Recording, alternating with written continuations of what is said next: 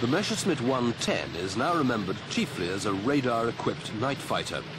Indeed, it's true that this poorly conceived aircraft found its most effective role in a guise for which it was not originally intended, and took a heavy toll of RAF bombers in the second half of the war.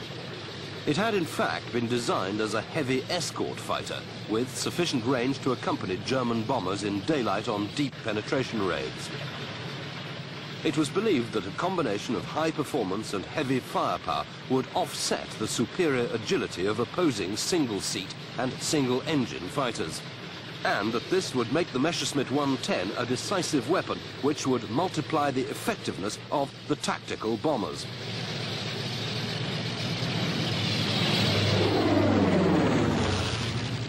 The type first flew in prototype form in May 1936, powered by a pair of 910 horsepower Daimler-Benz inline engines.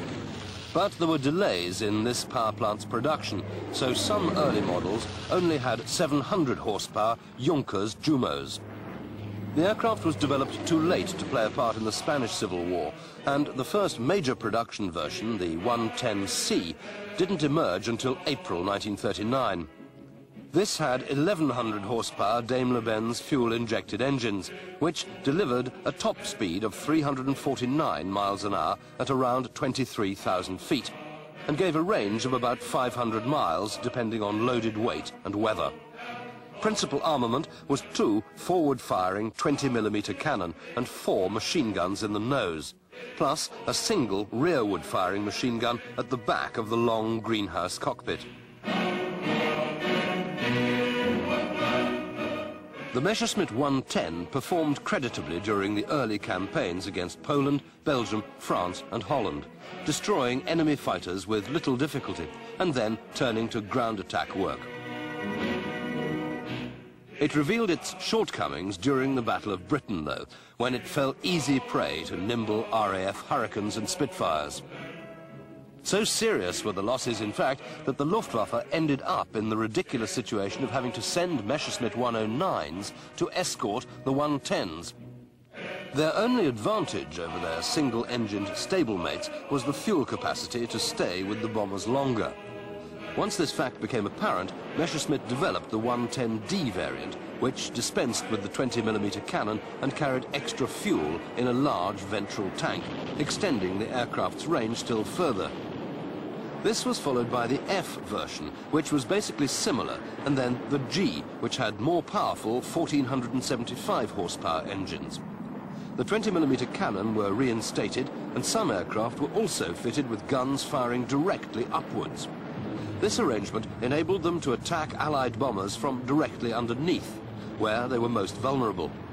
Most 110Gs became night fighters, with a third crew member to monitor the Liechtenstein airborne interception radar and direct the pilot onto a target.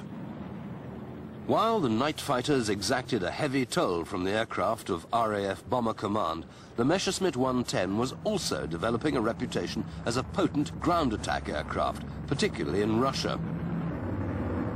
Its heavy forward-firing armament and ability to carry bombs on external hardpoints made it invaluable to the hard-pressed troops in the front line.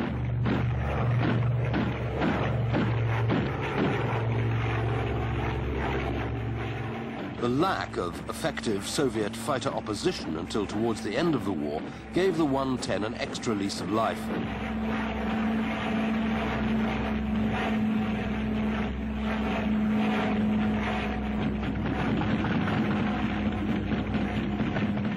And its long-range endurance allowed it to loiter over a battlefield to seize upon targets of opportunity or respond quickly to urgent requests for help.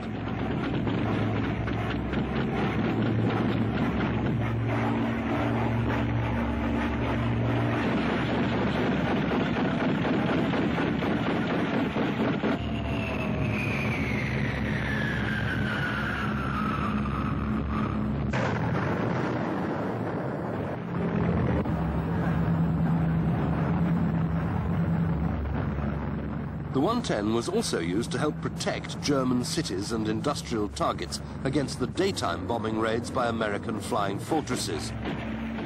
However, its resurgence as a day fighter was short-lived because once the United States developed long-range escort fighters of its own, particularly the P-51 Mustang, the Messerschmitt again found itself hopelessly outclassed due to its lack of maneuverability in a dogfight.